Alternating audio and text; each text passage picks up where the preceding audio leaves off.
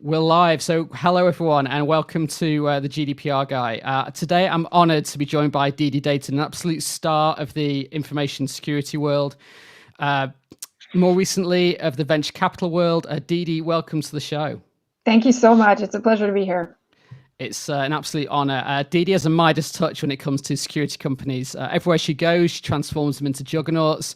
You'll have seen the success that's been had at Silence, Vectra, Jask, Symantec, Tanium and FireEye, IronKey, Arrow, WebSense, and Surf Control, where I actually worked with Didi 20 years ago. Seems like a lifetime ago, probably was. Didi speaks 4 languages. She's won numerous awards for sales success and has been involved in a dozen merger and acquisition and integration activities. So perfect for the venture capital world. So yeah, I'm truly honored to have her here today. And we're going to talk about all sorts of things. So if you've got any questions, then please fire them over Twitter, on YouTube, and we'll try and answer them in the stream. So Didi, where are you now? You in California? I am. I'm in the Bay Area, in the South Bay, and it is a beautiful day. Very nice. You should come to England where it's not. It's really grey and cold. So slightly different here. So let's talk about current events. Let's dive into some stuff that's going on right now.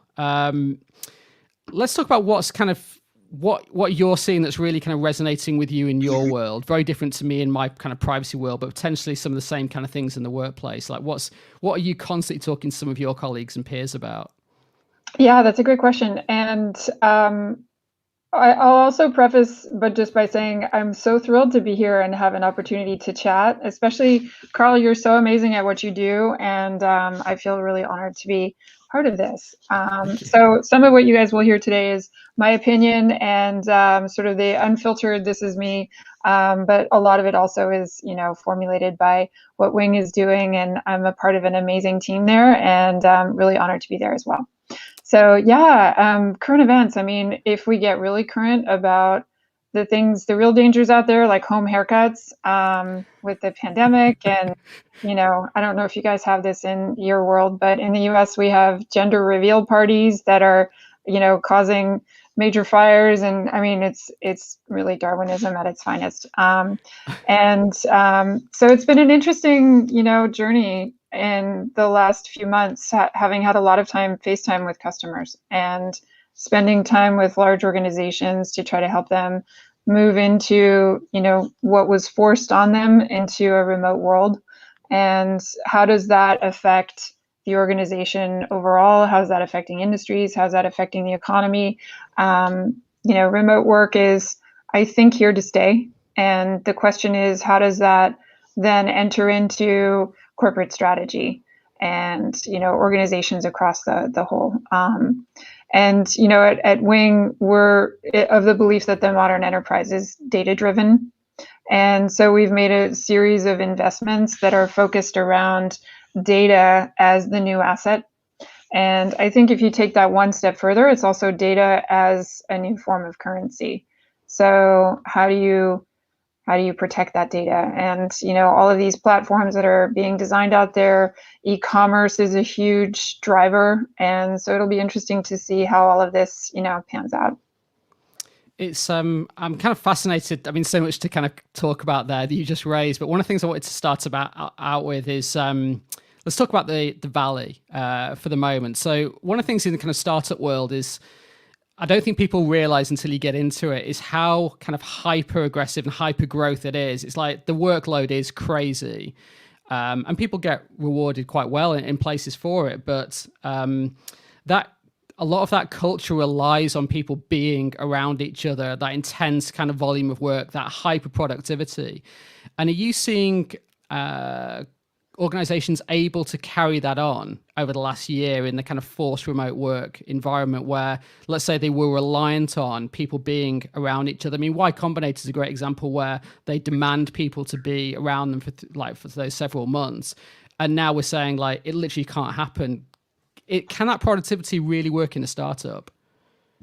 It does work very well in cloud-first organizations. So I think those organizations that have yet to transform and are dealing with a lot of legacy systems, it's been harder for them. Although, I mean, I've seen companies do things that were really insane. organizations that have 60, 80,000 employees that were able to move to 200 or so applications in the cloud in 30 days. I mean, these are things that they were dreaming of. These are applications that they wanted to use but never had what it took to accelerate that movement. There's also this cottage industry of remote workforce management tools. There's a lot more Zoom-like solutions, very much like the platform you and I are talking on right now. So I think the short answer is yes. There is going to be more collaboration. It's just that it's in a new format and people have to adapt.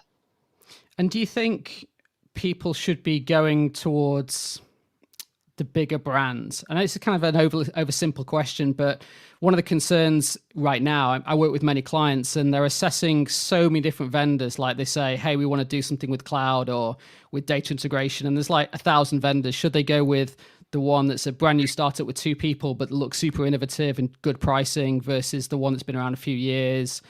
I mean, how do we make that decision now when there's so many more players than there ever were? Yeah, that's a really, I think, a meaty topic. And you can break it down into several different domains in terms of trying to find solutions that fit the problem. And you can look at it across industry, you can look at it, across verticals and even national and political environments. It comes down to really folks communicating what their problem statements are. And so I work with a lot of the project managers that sit in the middle of those decisions, right? So you have this corporate vision, then you have a strategy, and then you have a team that's tasked with executing against that. And somewhere in between those two realms really is purchasing. You've got the what do we want and what do we think we need versus what is out there and available. And it's really difficult to find the right fit, right? So a lot of the folks that are in that project team that are sourcing new technology end up being a matchmaker of sorts, right? So they're trying to say, hey, if you're going to go dating, what are you looking for? And then, hey, let me go try to find that. And really the best practices that I've seen around that are where they understand the mindset of the vendor and where the vendor understands the mindset of the customer, right? So if you're selling, for example, to a large enterprise where the majority of what they have is custom built and they have a design team, they have an execution team, they have a ton of developers, then maybe you don't want to go in with, a static solution. Maybe you want to go in with a tool that will help them do what they need to get done. Maybe you can find a way to bridge, the data science team with the security team and help them find ways to work together because they have to. It's not just IT and security trying to get along now. It's also the data science teams that need access to all the data, but then the security team kind of freaking out about that and going, wait a minute, you're going to put it where? You're going to centralize it? You're going to what? Don't move my data, right? So that thinking doesn't really work anymore. So you do have to look for new tools that are capable of scaling and also capable of solving some of those problems. So, but I do want to touch on one other thing you mentioned, which is the mood in the valley. I mean, the current market dynamics are really crazy and the valuations are insane as well.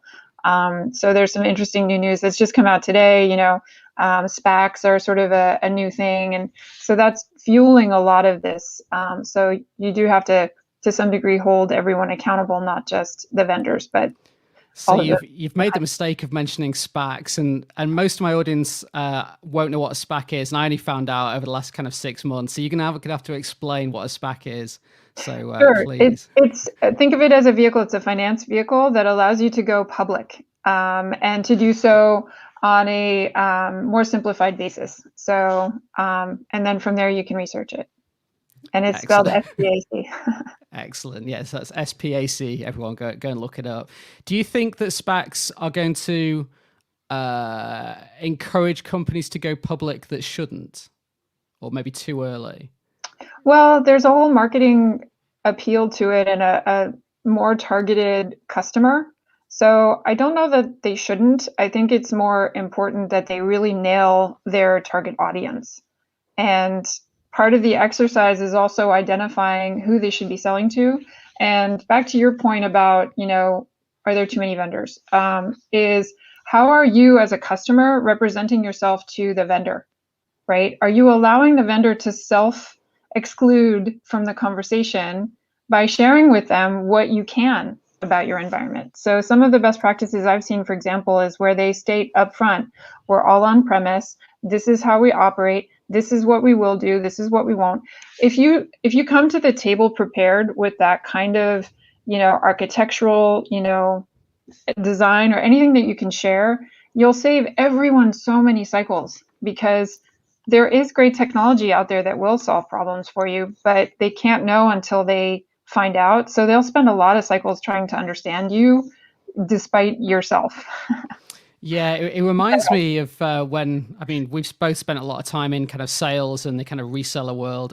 Just a quick note on that. If we mention the word channel, then we're talking about the kind of reseller distributor kind of world, because we'll probably use the word channel a lot, and it is fairly jargon for the kind of sales vendor world. But in that kind of world, I remember the kind of notion of trying to help the customers be a good customer rather than just helping the vendor be a good kind of seller, like helping the customer like explain what they want articulately, helping salespeople qualify themselves out, or helping kind of short circuit things. And yeah, as you were saying, like helping them define their requirements in a kind of really clear and open way so that salespeople and vendors can kind of reduce a lot of that friction. One of the really interesting vendors, or a few vendors I've seen recently, were in the kind of procurement as a service market, which I'd not even kind of come across.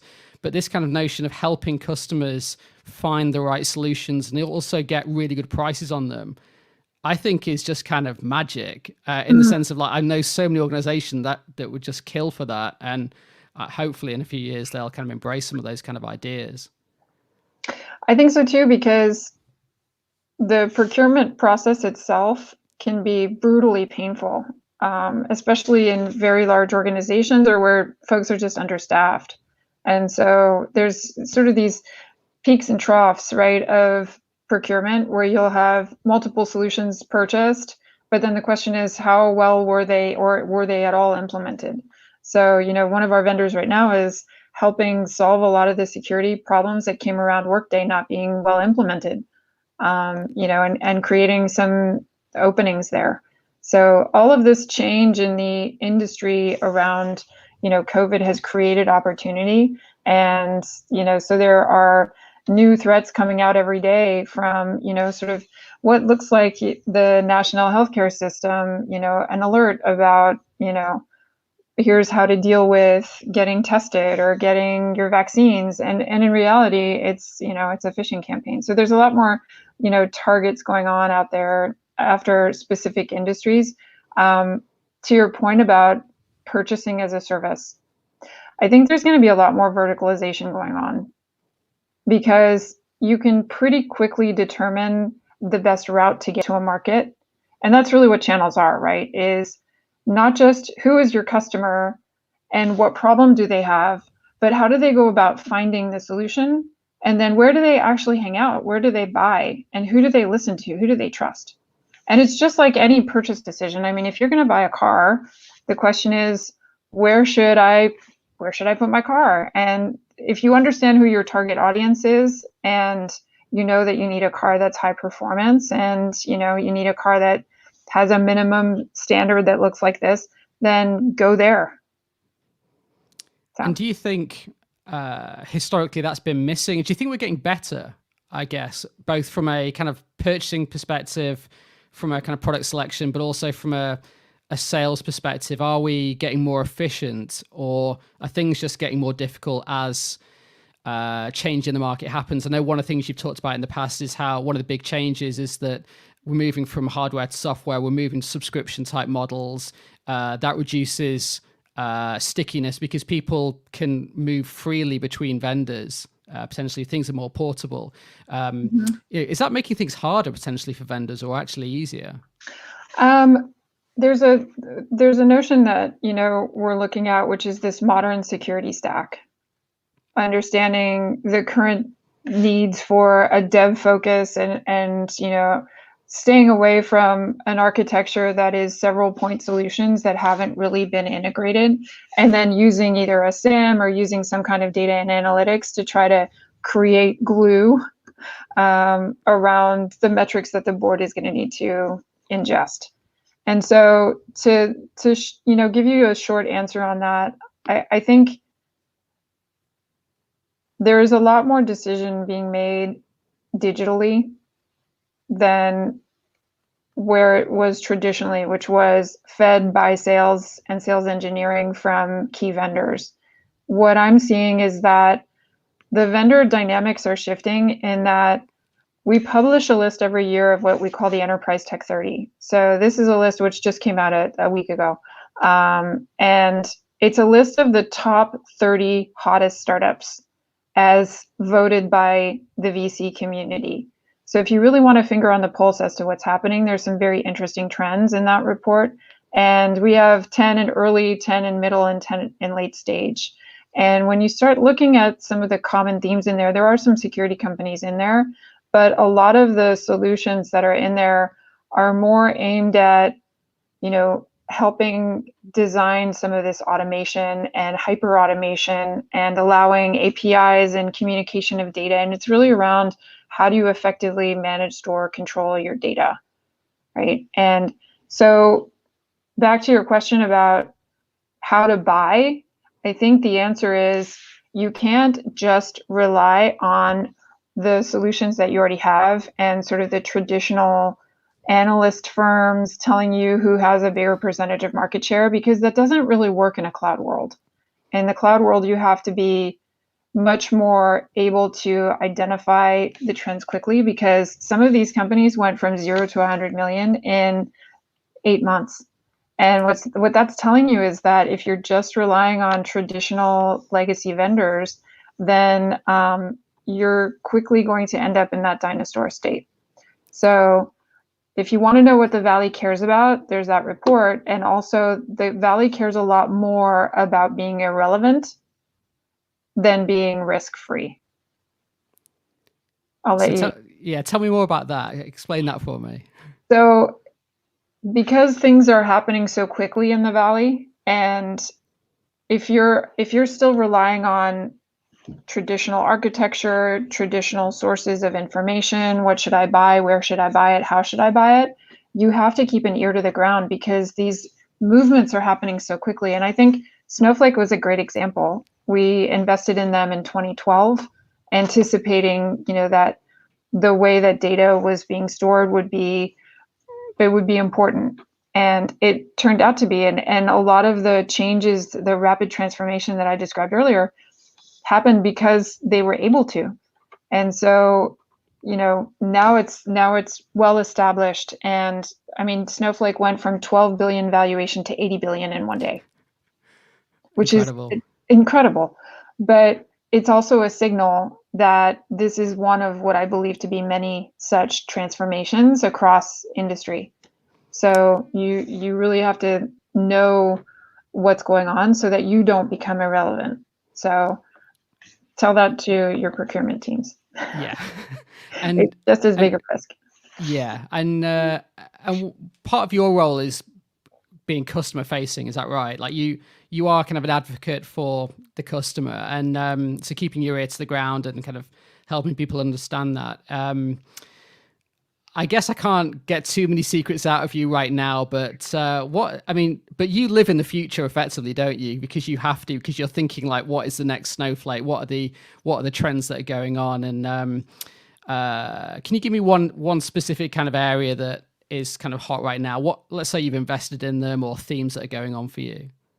Yeah, there's a lot of work going on for customers around their cyber maturity models. And I talked to mostly the C-level folks in different organizations. And keep in mind, Wing didn't just invest in security. So a lot of the folks that I've talked to are heads of data science, heads of IT, heads of HR. And so it's a lot of a variety of different roles. I'll say that organizationally, companies are changing the way that they approach their employees, their constituencies, and there are a lot of new roles being created. So, for example, in security, one of the interesting things is this, digital trust and safety.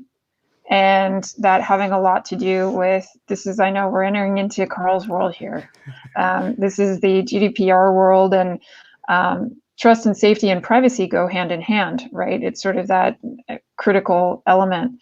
And when you think about, what are some of the drivers behind, the change, I think a lot of it has to do with just identifying security not as an IT initiative or an IT strategy. It's a corporate strategy. And so I'm seeing more CISOs reporting to board members or board, level folks. So there's a lot of CISOs that are now reporting to the CEO or the CFO. And that's an indicator that security is moving up in the ranks in terms of criticality. Yeah, I mean, I couldn't agree more. I see the B2B world is quite interesting when it comes to that, because sales friction is a huge problem. Where, I mean, God, I'm kind of responsible for half of it, because as an in-house kind of privacy person, when I'm working with clients, I'll be reviewing all these vendors. I'll be going quite hard on them to find out exactly, are they really secure? Are they just talking up a good game? What's really going on behind the scenes? I mean, security scorecards and those kind of things, baselining and benchmarking, they're all really important, but it can be really tough as a customer to really get under the skin and work out what's going on. And a lot of it is gut feel, because when someone can fill in a questionnaire and just say whatever they like, but if you get them on a call and they say, like, we've got no one that we can talk to you, we've got no customer case studies, that tells me a lot more than any kind of document they've given me. That's exactly right. A lot of it comes down to credibility. And I was mentioning before about all these vendors that are out there right now. If you give me 10 vendors and say, which one am I going to kind of put to the top of the list when I'm giving it back to my data science team, it's going to be the ones that jump out with some great case studies, that have got a page of vendor.com/trust and have spent money on that kind of thing. And I mean, it's great when I'm talking to like tiny startups. They've just got their first seed round and they've already got SOC 2 compliance. They've Isn't it already amazing? invested. Yeah, like and there's some great startups in that space that are doing kind of SOC 2 as a service kind of thing. Mm-hmm. And that's just great, because it's they've realized, the CEO has realized, so from day one, this will win me business, or it'll shorten down my sales cycle and get me that revenue in earlier. And it's just good business, rather than, hey, we don't legally need to do this, so we're just not going to do it for a few years. It's really good to see that level of maturity from people that this might be their first job and they're in a startup. It's really good to see. Yeah, I love that you mentioned that. And there's another sort of component of that, which is the companies accelerating their go-to-market and reducing that friction. Because as you and I know, friction is expensive. It costs you sales cycles, it costs your customer time, and anything that is friction is also inherently it basically means that you haven't nailed something. So then you have to go back and figure out what it was that you didn't nail.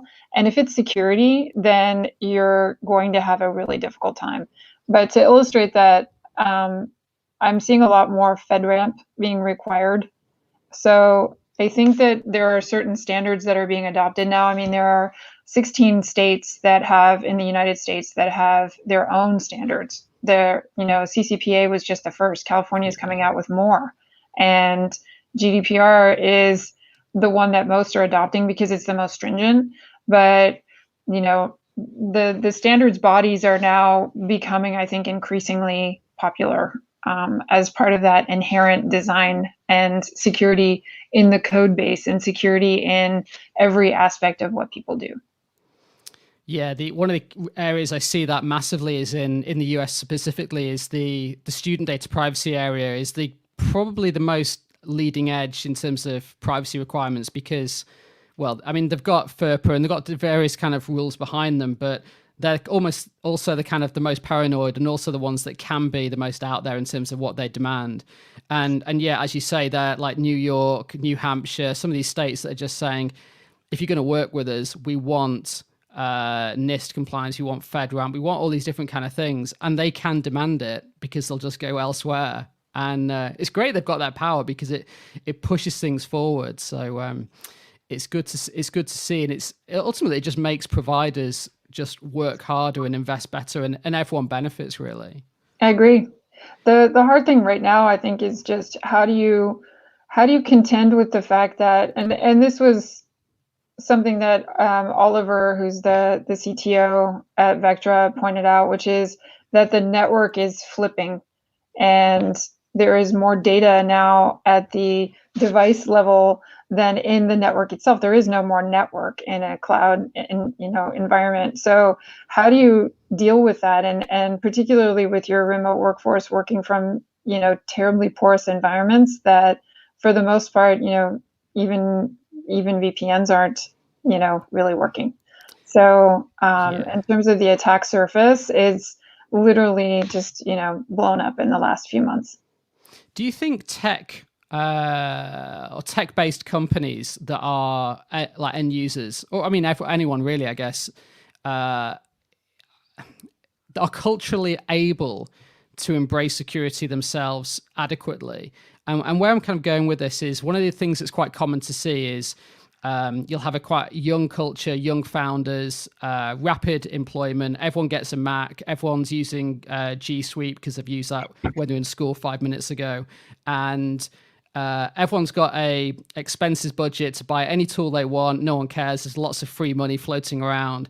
And there's no kind of real rigor because it just gets in the way of this hyper productivity. I mean, and the whole concept of BYOD is basically you use whatever device you want, and we'll kind of worry about it when we hire an IT security person in 2 years. Like, I don't know how you kind of come back from that culture of like, we empower the users, like we empower employees so much. Usually that changes really quickly when you start trying to sell to a customer that's sophisticated. Yeah. And customers drive a lot of that correct behavior. I mean, just like culture is a reflection of the value system of your, top brass, so your customers will also design your security, your minimum security parameters. Yeah, that makes complete sense. And the B2B world is kind of fairly clean in that respect, that it kind of like, it forces you quite quickly into doing certain behaviors. Yeah. Other compelling events like funding rounds or IPOs or whatever else it might be are kind of great for that, because suddenly people get quite mature very, very quickly. Exactly. And I can give you a real life example of it. One of our companies is a sales enablement tool, and it's a fantastic solution. Salespeople, you would think, would hate it because what it does is it transcribes conversations. But what they actually do is use it as their personal secretary. So they now have accurate notes as to what did the customer care about? What did they talk about? And you can share snippets of those notes back and forth and use them as training. So, but obviously it causes a lot of questions around, wait, are you recording this? And you're recording it and transcribing it. What do I have access to? What can I limit? So the company recently hired a CISO, and the company, by the way, is Gong, and wildly popular. And as soon as they hired the CISO, that was like, boom, now all of a sudden the engineering team is involved, and the top leadership, the board is now aware. I mean, it was a strategic hire, but the whole corporate dynamic shifted once they started selling into huge customers that are like, yep, we need to change this now. And I think the key words you were saying there right at the end were a strategic hire. This clearly came from the board level, where they said, like, we need to do this for whatever kind of business reason we are doing it. And because of that level of sponsorship, it meant that CISO could come in and be empowered to actually drive that through the rest of the business. Exactly rather than right. a kind of a tick box kind of thing. Yeah, and what I've been hearing a lot more from customers too, back to your earlier question about how many vendors are out there and what's the best way to sell and buy from vendors, is also allowing customers to identify some of their specific needs, and basically it's identifying where in the cycle they're going to need to stop and do the security review, right? And if you can quickly identify the length and breadth of that security review, or even help the vendor understand, how much work is going to have to go into your procurement cycles, then what you're actually doing is you're not allowing them to drive the cycle for you. You're giving them the opportunity to forecast accurately. Because otherwise, what will happen is their executive team will catch wind of there being a conversation going on. And the way most companies react to that conversation is they go, well, we just will not tell you what we're thinking. And we'll hope that you go away until we're ready to buy. And the reality of it is that doesn't actually work, because eventually someone bigger is going to go up to somebody else that's at a higher position in your organization. So you're better off driving that procurement process and allowing the vendor to do what they need to do, right? And introduce the right people, but just help them with the timeline. I think that timeline element is missing in so many projects, is the accuracy of forecasting, whether it's forecasting what's coming out of engineering, whether it's forecasting, which is usually a black box, forecasting what the data science team can actually build or the SOC team can provide. I mean, all of that it's an art and a science, but in the vendor to customer relationship, it's absolutely critical to nail it. Yeah, and I think being open and kind of almost being empathetic, and there's a lot of respect comes into play. I think it kind of helps as well when you've worked on both sides of the table as well, because you know that vendors aren't evil. You know that their product will probably do mostly of what they're claiming, and the bits around the edge they'll probably build quite quickly to fix it. Vendors want to build great stuff, and customers kind of want to buy it. And it's kind of helping both sides be good salespeople, be good customers. I was involved in some procurement recently where the sales guy was from an organization. I'm not going to mention who they were, but they're known for having like 1 billion salespeople, and they are great at selling, but they are quite pushy. And so it was just very evident from day one. I just sort of sat down with them and just said, look, I know how this goes. This is going to take 2 weeks. Give me a quote. That'll be then 4 weeks, and that'll be 8 weeks. And then we can sign dotted line. And this is the kind of discount we'll need. And if we get that, we can sign with a PO that day. Right. And he just kind of like, great, let's do it. And we stuck to that, and it just kind of worked. There was none of that kind of normal tension and game playing that we all have. Yeah, it's a collaborative process, right? And you're right, because here's the thing. If you're not buying from a salesperson, you're going to be targeted from a marketing person's perspective. So if you think that having a title and being able to, sort of avoid the conversation is going to move you further along, I guarantee you it won't, because a lot of these sales cycles are now being taken up with digital marketing, and access to customers is just becoming more solutionized. So there's a lot of great tools and technology out there to build relationships with your customer, but that also means that all of us have a target on our backs. We are the product, and our data is a currency. So use it to your own advantage, I guess, is the moral of the story. And one other funny line that I heard today from the CISO at Okta, his name is David Bradbury, and he said, "You can't dance faster than the music," which I loved. I was like, that applies to so many things when you think about it, not just working in, large bureaucracies or even, small bureaucracies, but then also really understanding cultural alignment. And that's what has shifted since the pandemic, is culture and the criticality of really understanding your constituency.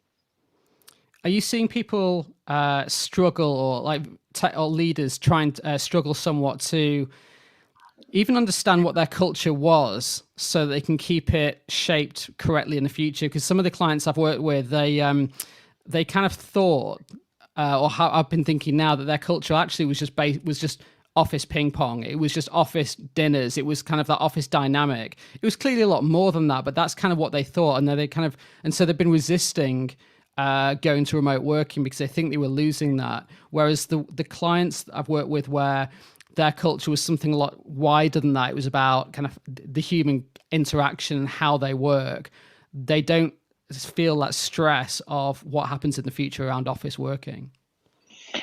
Yeah, and I think that is in some large part solved by the more inclusive kinds of, dynamics that are coming out of the pandemic and some of these other sort of social movements that are going on. And when you think about it, having a better pulse of what your employees are thinking and where your talent pool is coming from and where your customers live, all of these things are mission critical, and you now have to communicate differently. So yes, there is definitely an interest in doing more inventorying and then doing more management and a more effective form of communication. So yes, I would wholeheartedly agree with you. So you mentioned it's not just ping pong. Yeah. You mentioned a few words that I wanted to pick up on. So one of them was about kind of mission and really sort of communicating with people and understanding the kind of workforce. Now you've been working on last year. I believe you had a mission to get more women into the boardroom. Mm-hmm. That was one of the things that you were working on, and clearly over the last kind of year, there's been some quite big things happening in the US around kind of Black Lives Matter. I've seen a lot of my clients in tech especially start to embrace some of these more moral authority type things, trying to think of diversity more than just being a profitable thing, but just actually being good for the world. Mm-hmm. How is that kind of going? Are you seeing some of your diversity efforts kind of paying off? Are more women coming into the boardroom, and are companies really caring more about diversity? Absolutely, it's a hot topic. And the home is the new enterprise, and all of us have become the IT department for our families and households. So in addition to home haircuts, we've also got a lot of great new trends that are emerging. Hey, children can actually do things for themselves, and there's all these interesting dynamics that are starting in many boardrooms. And I've had the opportunity to work with the author of the Senate bill for women on boards in California, which is now being adopted in many other places. So there are roughly 3,000 new board seats that were created. And I think it's important to note that these were not waiting for someone to vacate a board seat and taking an existing one, but rather amplifying the relevance of the board and inclusion so that the board itself has shifted. And it's not just shifting in terms of diversity of, gender or race. It's also shifting in terms of now adding in technologists. So it's not just folks that have a legal background and a finance background running and governing, an organization from sort of a closed room environment. This is much more of a mentoring and, elbows in and everybody roll up their sleeves kind of an atmosphere. So I really enjoy that part of it. I've so far helped 7 women with their board's mission, and I've also helped build co-founded a group of women that are board eligible. Because what I hear a lot is, well, we just don't know where to find them, and there aren't really that many women that are qualified, and that just makes me go, wait, are you actually serious? Because there are so many women that are qualified and that are overlooked, and it's often unconscious bias. But there was a fantastic TED talk out there about how it's unconscious bias that's holding women back, and not a lack of ability or skills. So women do need to do a better job of, basically presenting themselves and representing themselves, just like vendors need to do a better job of representing business outcomes to their customer. How do you come to the table with a story that resonates because it shows them how they're going to make money or save money, right? Women need to represent themselves as someone who can make a decision and doesn't need to get everyone else's opinion before stating what is the right way to go. And so those are very simple things that, everyone can do immediately as a shift. But there is a lot of work that's being done right now around demonstrating that that's a fact, right? Women on boards help performance in a positive way. And talk about how are you kind of seeing that manifest? Is that culturally? Is that profitability, growth? Are you seeing? I mean, you get exposure to quite a wide range of kind of customers, portfolio companies. You work with two. Is it 1011 Ventures and Wing? You work with and many vendors as well. So. Are you seeing that manifest in terms of the more successful ones do actually have that representation there? That is absolutely happening. There are some new women-only VCs that are starting. All Raise, All Voices, and it attracts women. This is the thing. When there's this conversation around, oh, we really don't have enough talent. There's not enough talent going around. We have such a shortage, and it's like, well, actually, the talent's right in front of you. You just have to recognize it. And so I think, and yes, our friends at 1011 certainly have done an amazing job of finding organizations that have, a diverse and inclusive business. For Wing also, I mean, I look at everything from the companies that we're investing in and the board members that they're starting to attract. So, and then, we always look for companies that are customer first and really obsessed about, how well the customer is going to do by virtue of being aligned with them. Yeah, and that kind of empathetic thinking is, it's critical in sales. It's critical with any kind of successful company, whether it B2B, B2C, and it's one of the things that I love from a privacy perspective, that when we're kind of analyzing, let's say, a product and thinking like, what are the risks of this going to market and working in this kind of way? Like, I'll have my kind of white British 40-something male aspect, like my view of it. But what would an American person think? What would a Spanish person think about it? What would what people from different religions and backgrounds and kind of faiths and all sorts think about it? And it's amazing when you work in I get to work in some amazing organizations where I can just say to like people, right, I want people who speak 10 different languages, one from each of you, just give me a different opinion. And you will never guess like what all of them are thinking, because you just can't. Like, I have my biases, we all do. And just being able to kind of get exposure to that breadth of kind of diversity is so valuable for me from a privacy perspective. That's super, super great to hear. And I'll also give you an example of that. So when we first came out with our Enterprise Tech 30 list, we listed all these great companies. And at the time, the world was still open. And I shared it with a friend of mine who's in HR. And her perspective on it was, oh, this is interesting. These are mostly remote first organizations. And guess who did really well in the pandemic, right? And they were just ahead of the trend, because we've been talking about the future of work forever, and it finally hit us like overnight. And so, having that multitude of perspectives. I also see that when you have too many people from one company that are hired into another. And it's sort of like the family dynamic gets recreated, as opposed to bringing in a variety of different, DNAs from different sectors and, maybe branching out a little bit. I think it's everybody just getting out of their comfort zone, really. Yeah, and I see something quite related to that. It's like a tech imposter syndrome behavior, where I guess it can be quite a common thing, imposter syndrome amongst techies, and kind of introverted people. But this kind of concept of, we're a really innovative company, we're hyper growth, but at the same time, I used to work for Google, so I'm going to tell you how Google do things, and I think that's how we should do things here. I used to work for Facebook, that's how we should do things. And there's a kind of reliance on what they did. They're amazing, so surely that's the best way. But people are kind of sweeping aside all the terrible projects that Facebook just killed one after another, or Google killed one after, especially Google. And missing out on, hey, we can actually do things better than some of those big companies. And like some of the organizations you get to work with, you're seeing them, I guess, innovate off their own steam and like having hyper growth like Snowflake. And they've had their super successful IPO that obviously you got a bit of exposure to. Definitely. Agility is now, an indicator of predictability long term, right? How well you're able to adapt, to my opening comment about Darwinism. Darwinism isn't about survival of the fittest. It's survival of the most adaptable.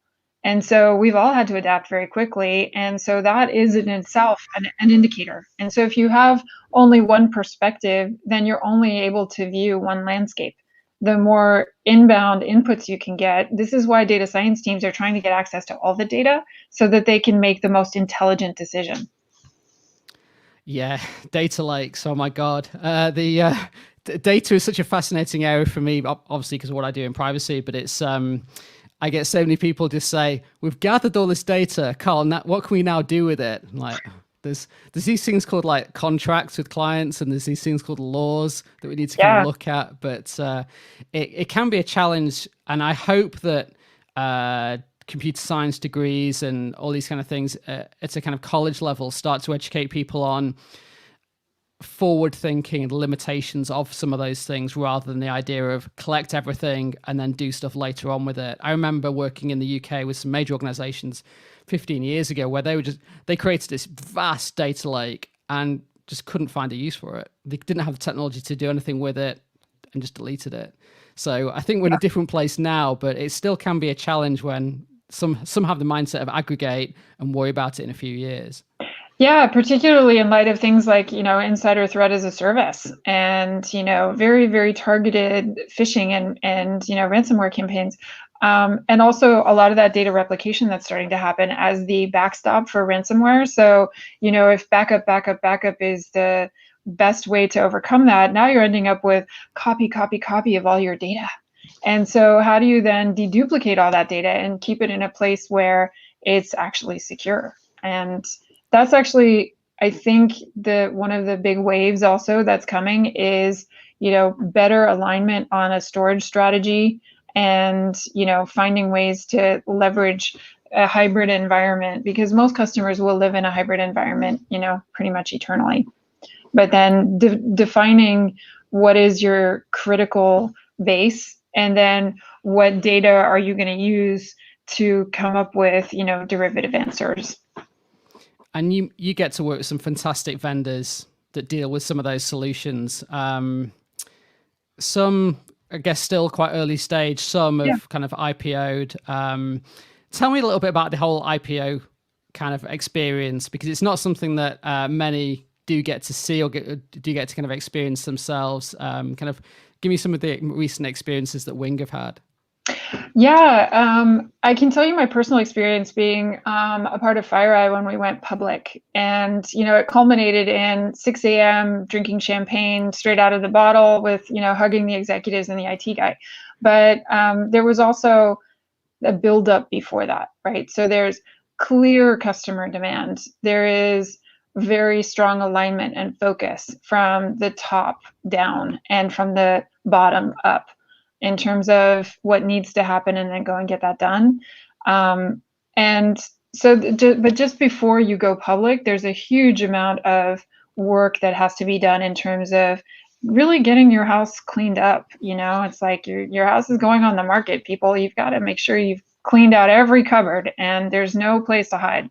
So having, finance teams that really know what they're doing, amazing CFOs, amazing founders that are willing to bring in people if they're not the right ones.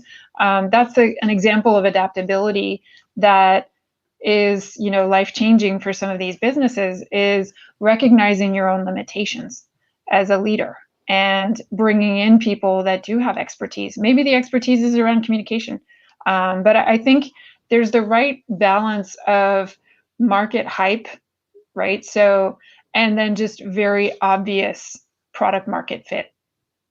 And those things, in combination with an amazing team, both, board members and when we make an investment, typically we're there so early that we secure a board seat.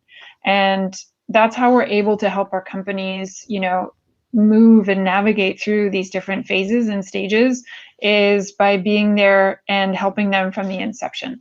So, and also early stage is really fun. Everything is, a shiny object. So to go from there to IPO and having the rigor and having the standards and having, the guidance from all the right people like yourself, right? These are the things you're going to need to do if you're going to go public. But when it happens, it's so much fun. It's it's truly amazing. And tell what are the recent ones that Wing have had?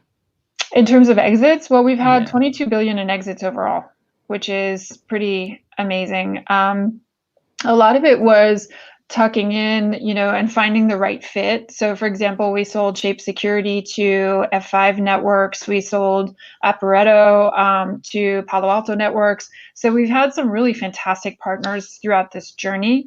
We have a few that are doing incredibly well, and where it's a combination of not just not just the public, but then also how do you accelerate a customer's own transformation? How do you help your customers go public if that's what they want to do?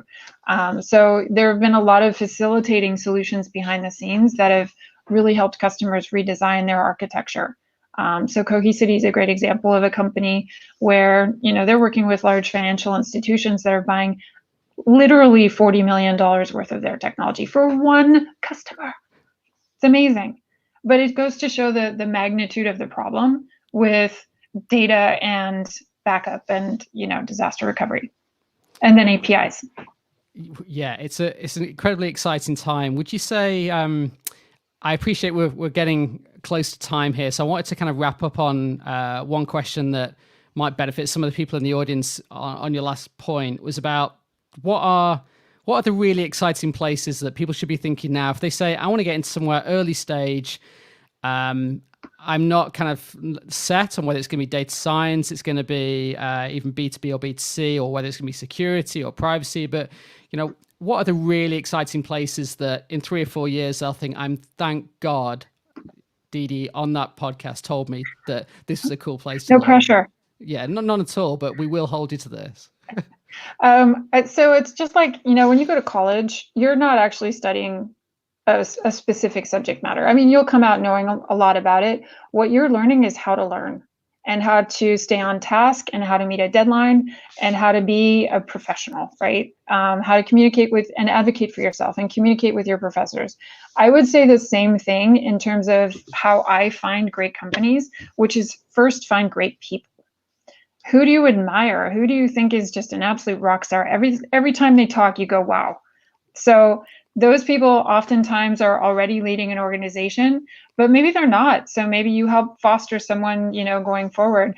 But I collect interesting and intelligent people, because like yourself, because I'm like, that's somebody that I want to stay in touch with. So that's the first thing you can do. The next is stay in tune with what's going on in the VC world, what's going on with the markets. I mean, there are certain trends that are definitely interesting to me. How do you manage assets?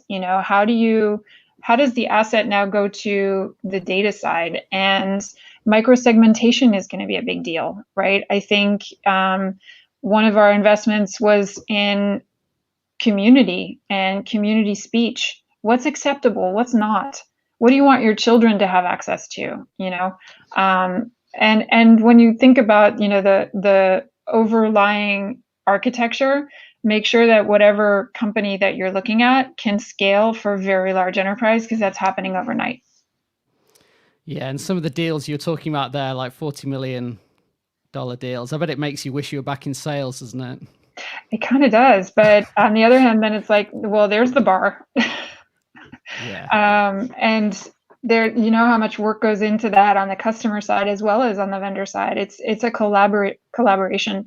In a lot of cases, the relationship between an early stage company and a customer is an engineering relationship of the highest standard, meaning they're getting their specs from the customer directly, and they're working with the founder or close to the founder, the chief technology teams, to actually custom build what they need. The idea then is to make sure that it also is applicable across a much broader customer set. Fantastic. So you're kind of essentially saying like tech is one thing, but people is really where it's at. Like great people make great products and great businesses and great careers. So find great people and you're kind of set for life. Yeah. Find great people, treat them well.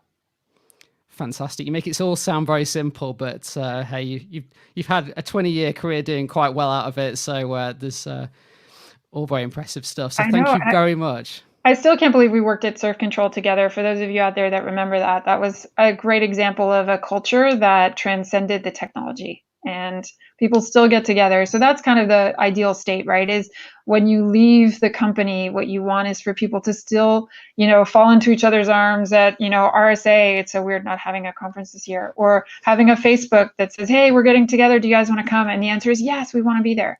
So, creating that excitement and creating that, positivity is something that will serve you no matter where you go. Absolutely. I couldn't agree more. Well, thank you very much for coming on today, and very much appreciate the insights you've been able to give us. You've been incredibly candid and open, and that's been super informative. Thank you. Carl, thank you so much. This was really a joy. Thank you. Thank you very much.